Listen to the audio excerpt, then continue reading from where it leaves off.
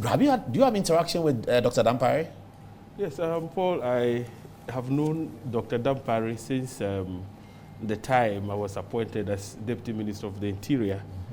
I had a very close working relationship with him. An excellent officer by all standards. At the time when we started interacting very closely, he was Assistant Commissioner of Police, and subsequently he was promoted to Deputy Commissioner of Police.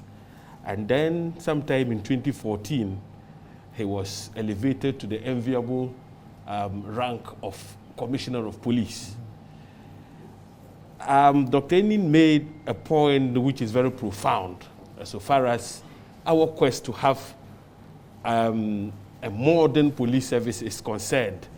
I mean, we had cause to complain about the continuous appointment of retiree officers to serve in the capacity of Inspector General of Police. And I have had occasion to decry, I mean, that phenomenon and to state very clearly that the situation whereby retiree officers are appointed to serve as Inspector General of Police actually demoralizes the rank and file of the police service. Have we had many retirees being appointed by the various presidents as not just the position of Inspector General of Police, even at the level of commissioners and deputy commissioners.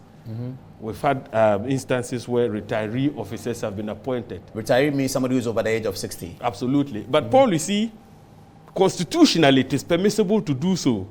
But the trend within the police service became so abusive that because under Article 1994, the appointing authority can actually extend the service period of a public office holder who has attained the age of 60 years if the exigencies of the service will require that that person be granted an extension. But over time, we saw that what was supposed to be an exception under Article 199 rather became the norm. And so most of the officers who were supposed to retire continued to remain in the service. That had some demoralizing, effect on officers who had not attained the age of 60 because it made it difficult, if not impossible, for them to rise up the ladder, in a natural way. So somehow it impacted adversely on performance. Morale was very low at that point. So we started agitating, especially at the level of the committee, even at the appointments committee when the current Minister for the Interior appeared before Parliament for vetting. We raised that issue very forcefully. And he gave us a firm undertaking that he was going to look into the issue of the award of contracts, so to speak, to retiree officers. Okay. And I think that the appointment of Dr. Dampare, for me, is refreshing because he's not a retiree officer. He's 51. If you look at his age. But what about the fact that there are other people who are older than him, who are not retirees yet, but are 55, 40, 54, 56, who have, for want of a better word, bypassed? Well, even though on the seniority of who first became COP, Dampare became COP before. Yes, absolutely. All those in the top hierarchy. Yes, so presently he is number 2. Yeah, he's number 2 now, yes. After the IGP After is the number IGP 2. is number 2, yes. So what it simply means is that the appointing authority so that meritocracy has been obeyed. Well, I should say so. Okay. And seniority, for that matter. Seniority as far as, not age seniority, but... Yes, seniority in the service. Rank seniority. Yes, that has been respected. For me, that is a good starting point. But Paul, having said that, Dr. Dampare knows very well that, look, to succeed as an Inspector General of Police, because this is a service which is heavily decentralized. So you have the regional commanders, you have the directorates. When you, a while ago, displayed on your screen, CI 76, it was very clear. You have the directorates, you have the units, etc. Then you have the regions. We have 17 regions now, police regions. 16 or 17? 17. Tema is a region. Yes, so plus the, so traditionally we used to have 11. I see. The traditional Which regions is plus because Tema. Tema becomes a region. Yes. So there's a Tema regional commander. That's right. And there's a Greater Accra regional commander. That's right. Okay. So Tema was a region. And so when talking about police regions, Greater Accra alone accounted for 2 regions. Now if you add the newly created regions, you have 17. You have 17. So you're going to have 17 regional commanders? Yes. Okay. We do have 17.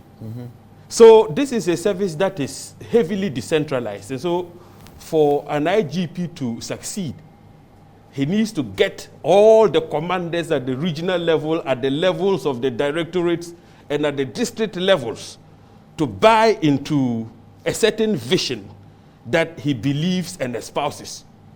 He cannot do the job alone. And I believe Dr. Dampare understands that too well. You seem to be sending us an ominous sign that may be difficult to get. No, well, of course. And when it's coming from you, we take it very seriously. That is the challenge of leadership. We take it very seriously because you have been at the Ministry of Interior. Is it going to be difficult? Well, I don't think it should be difficult. Dr. Dampare is up to the task, but it's up to him to get all the commanders, the heads of the directorates, the commissioners of police to buy into his vision and move along with them. Would he need a new vision? Are you saying we have to buy into his vision because of the current state of affairs of the police that you think is in a state that it requires a new vision? Otherwise, he can just continue what his predecessor was doing. Yes. You see, Paul, the principal mandate of the police is to ensure that there is law and order in our country. But in recent times, I mean, there is no question about the fact that incidents of armed robbery is on the ascendancy. I mean, starting from 2017, 2018, 2019, up to 2021, statistics from the police service itself would show that armed robbery is a major issue that we have to deal with as a country. Now, all along, COP Dr. Dampare has been an integral part of the police administration. He was director for operations. Director General responsible for operations. At the moment, he's Director General responsible for administration. And so he's been with the system all along.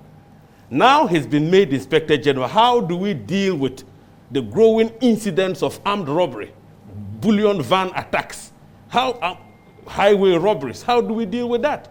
He needs the support of the commissioners who may have competed with him to become IGP, but lost out to him. He needs to get the regional commanders to buy into a certain vision. If he's unable to do so, I am sorry, it's going to be the same old story.